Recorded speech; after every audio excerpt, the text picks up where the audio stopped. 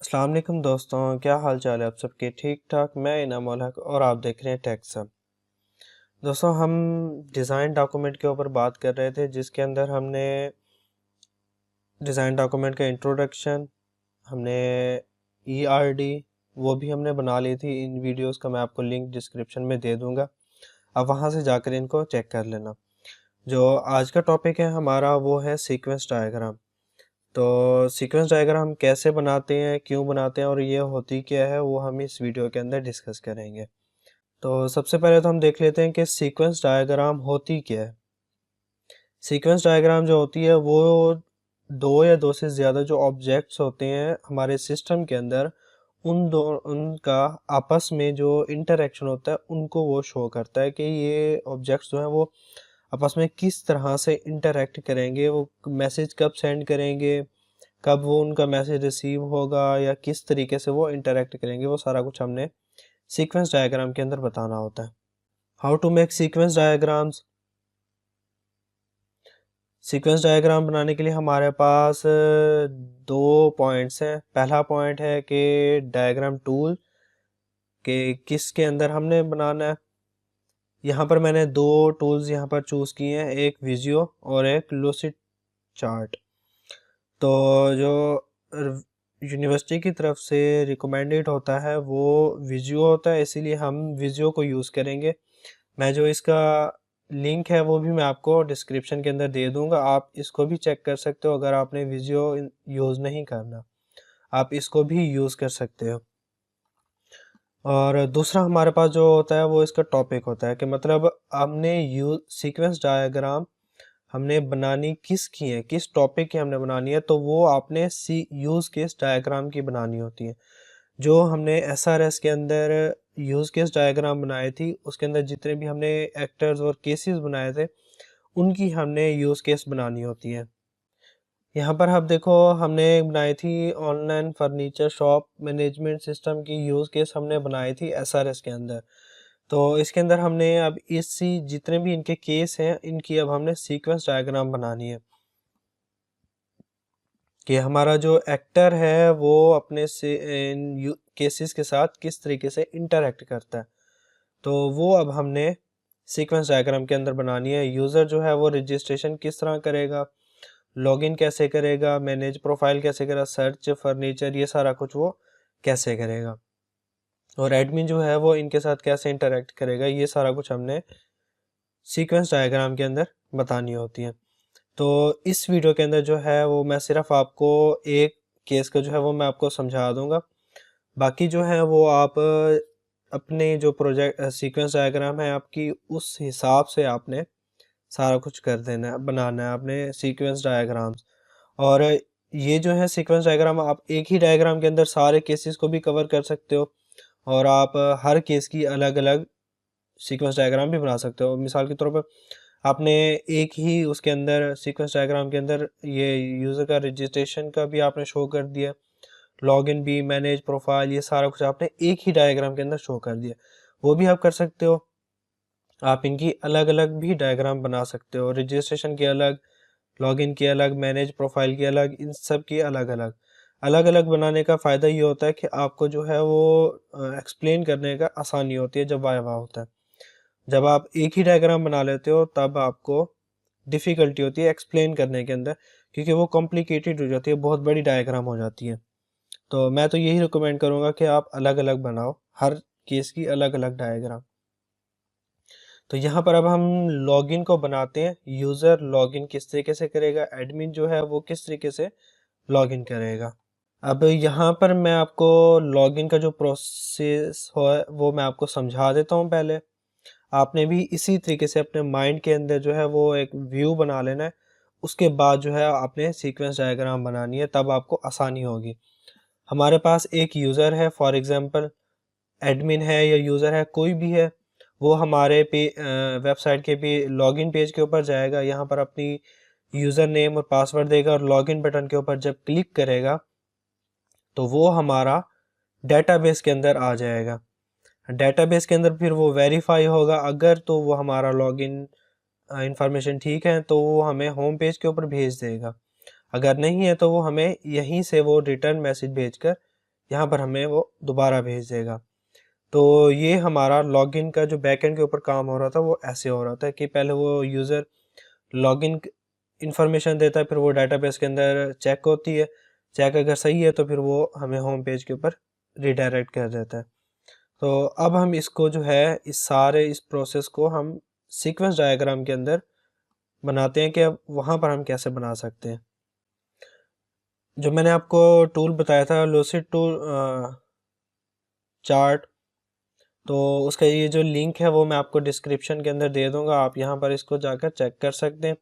यहाँ पर आपने आना है टेम्पलेट्स के अंदर, यहाँ पर आपने सर्च कर लेना है टेम्पलेट सीक्वेंस डायग्राम, ये आपके पास आ जाएगा। दूसरे नंबर पर आपने यहाँ पर क्लिक करना है, तो यहाँ पर आप देखो यहाँ पर आपके पास सीक्वेंस डायग्राम आ गई है।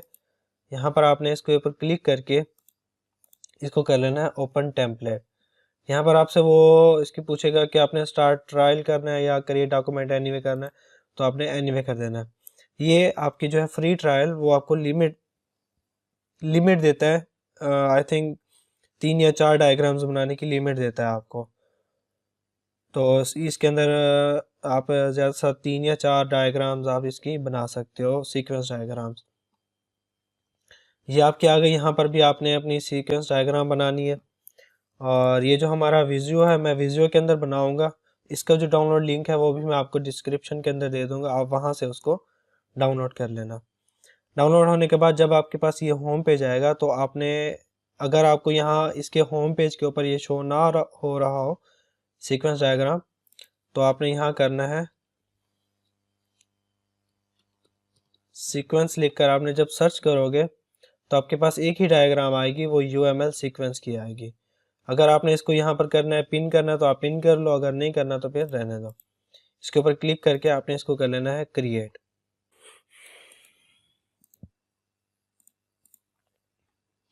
यूज़ केस बनाने से पहले हम इसके जो थोड़े बहुत कॉन्सेप्ट्स हैं वो मैं आपको बता दूं, ताकि आपको जो है वो डायग्राम बनाते टाइम आसानी हो।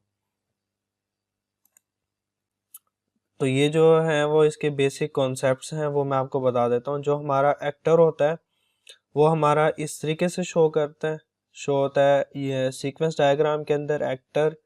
और ये जो डॉटेड लाइन होती है ये हमारी एक्टर और ऑब्जेक्ट की लाइफ लाइन होती है, मतलब कि वो कब तक जो है वो उसकी लाइफ है उस एक्टर की या उस ऑब्जेक्ट की, वो हमें ये डॉटेड लाइन शो करती है।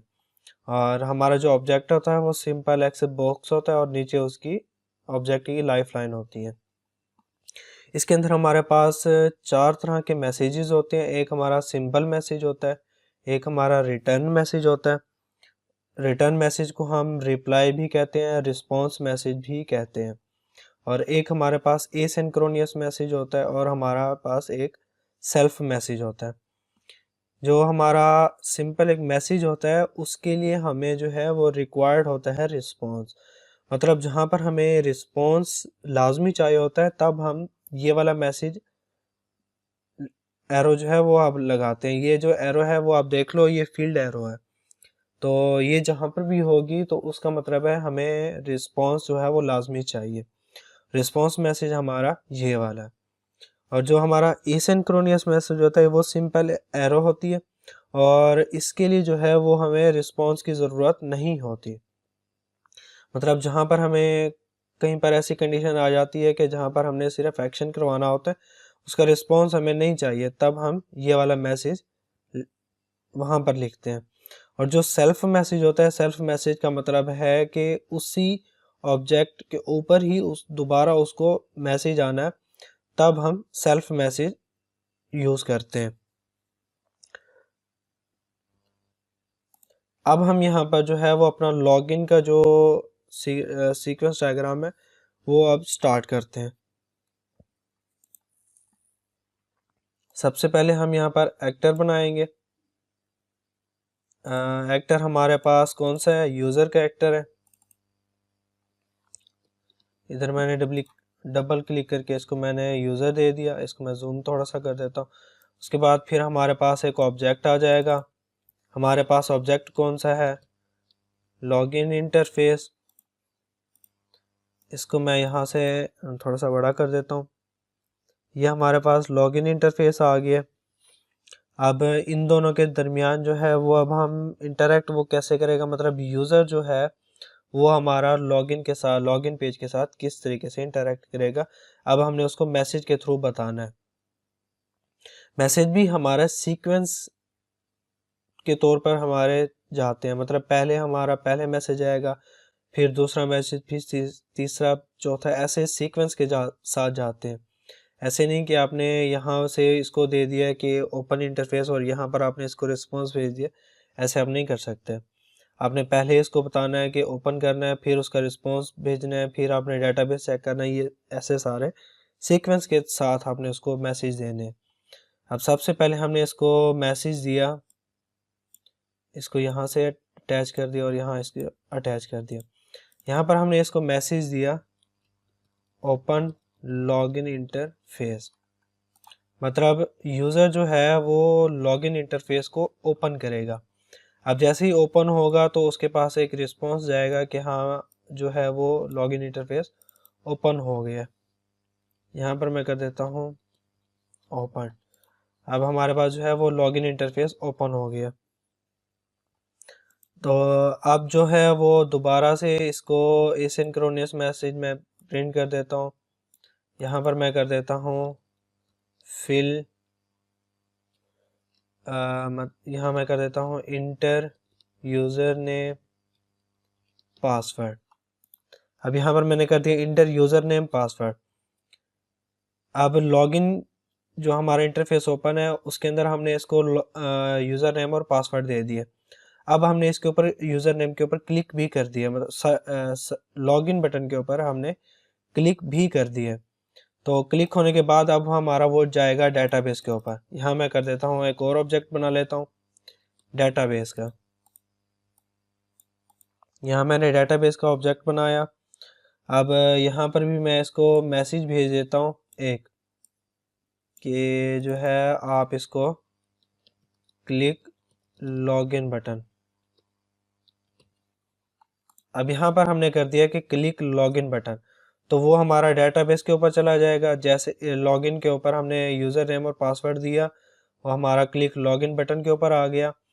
और यहाँ पर अब हम इसको सेल्फ मैसेज, डेटाबेस को ही सेल्फ मैसेज भेज देते कि वो वेरीफाई कर रहा है। यहाँ पर हमने इसको सेल्फ मैसेज भेज दिया और यहाँ पर हम लिख लेते हैं वेरीफाई। स्पेलिंग किया आप वो कर लेना। इसको मैं यहाँ कर देता हूँ वेरीफाई, मतलब वो जो है वो अपना वेरीफाई कर रहा है डाटा। अब हमारी जो है यहाँ पर अब दो पॉसिबिलिटीज़ हो सकती है।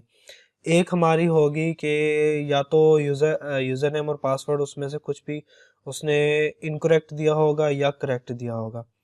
तो यहाँ पर अब हम उसको चेक करते हैं कि यूज़र ने अगर इनकरेक्ट दिया है तब हमने क्या एक्शन करवाना है। अगर हम यूज़र ने करेक्ट पासवर्ड दिया है तब हमने उसको क्या प्रिंट करवाना है। तो उसके लिए हमारे पास यहाँ पर एक होता है फ्रेगमेंट इसकी अल्टरनेटिव की। यहाँ पर अब हमने इसको अल्टरनेटिव बताना है कि हमारा जो है आपने क्या परफॉर्म करना है जब यूज़र ने, अगर या तो यूज़र ने पासवर्ड गलत दिया है या दुरुस्त दिया है, तब उन्होंने क्या परफॉर्म करवाना है वो हमने यहाँ पर इसको बताना है। तो मैं इसको थोड़ा सा ऐसे जूम कर लेता हूँ। ये भी हमारा यहाँ पर आ गए, ये हमारा यहाँ पर आ गया अल्टरनेटिव। अब यहाँ पर हमने इसको कंडीशन बतानी है। यहाँ कंडीशन के अंदर हमने यहाँ पर लिखना है if user name password correct. ये मैंने इसको बता दिया कि अगर यूज़र नेम और पासवर्ड जो है वो हमारा सही हो। यहाँ मैं सिर्फ यूज़र नेम कर देता क्योंकि वो बाहर निकल रहा है। नहीं रहने दे। ये मैंने इसको बता दिया कि अगर जो है यूज़र नेम और पासवर्ड जो है वो सही हो तो क्या प्रिंट हो। यहाँ तक इसको कर देते। अगर तो पासवर्ड हमारा गलत है तब क्या शो हो, एल्स तब क्या शो होगा। वेरीफाई होगा। वेरीफाई होने के बाद अब वो हमें यहाँ पर बताएगा कि जो है हमारा यूज़र नेम अगर सही है तो हमारा यहाँ इसको रिटर्न मैसेज एक जाएगा यहाँ पर, ये हमारा यहाँ पर रिटर्न मैसेज आएगा यहाँ पर इसको कि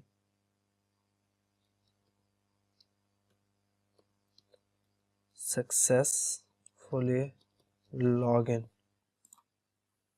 इसको जो है वो मैं थोड़ा सा छोटा कर देता हूँ। ये छोटा कहाँ से होगा?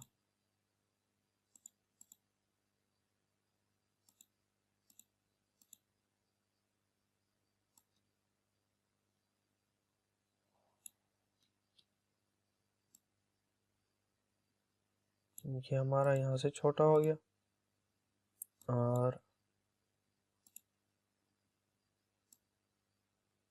इसको मैंने यहाँ से कर दिया छोटा यहाँ तक। और फॉर एग्जांपल हमारा जो है वो यूज़र नेम और पासवर्ड जो है वो गलत है, तब क्या होगा? तभी हम उसको एक सेल्फ मैसेज यहाँ पर भेज देंगे। यहाँ पर हमने इसको एक सेल्फ मैसेज यहाँ पर भेजा और यहाँ पर हमने इसको सेल्फ मैसेज भेजा कि inter correct user name password.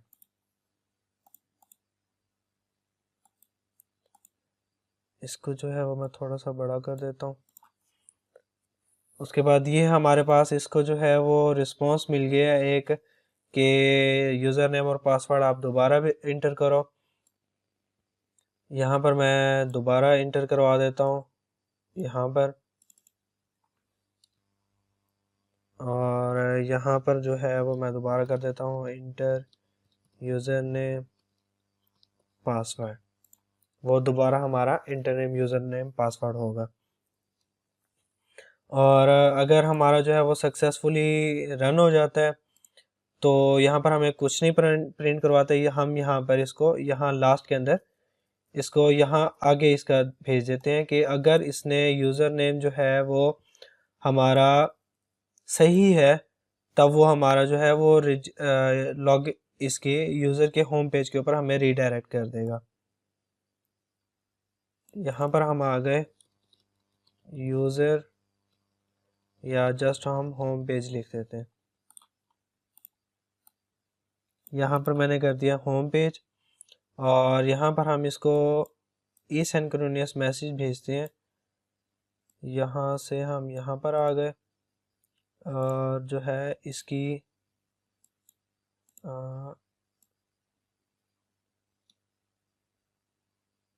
इसको यहाँ पर बढ़ाना पड़ेगा। यहाँ पर हमने कर दिया इसको रीडायरेक्शन।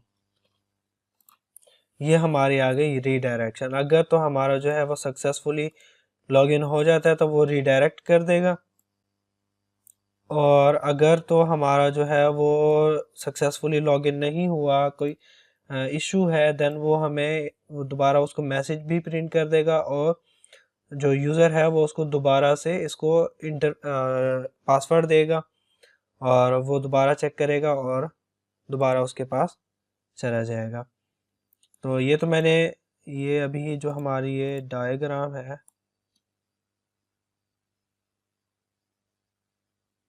इसको क्या हो गया, चलो इसको ऐसे ही रहने दे।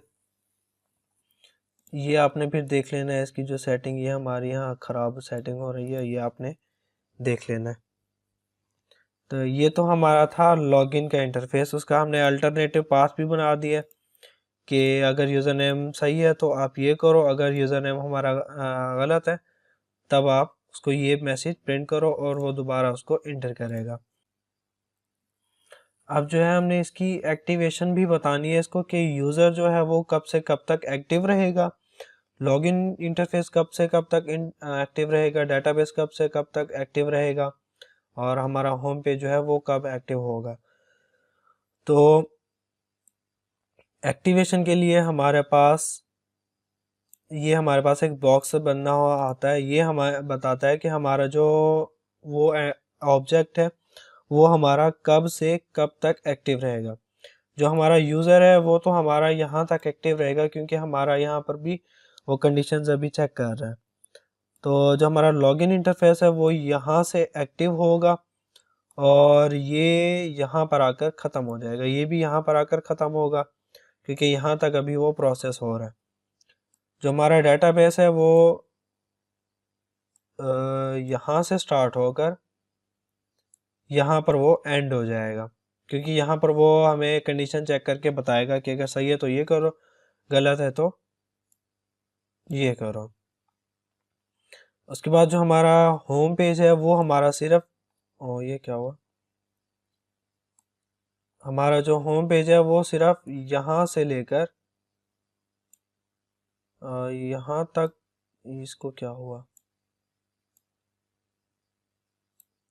यहाँ से लेकर यहाँ तक एक्टिव होगा क्योंकि इसका सिर्फ हमने रीडायरेक्शन यहाँ पर करवाई है।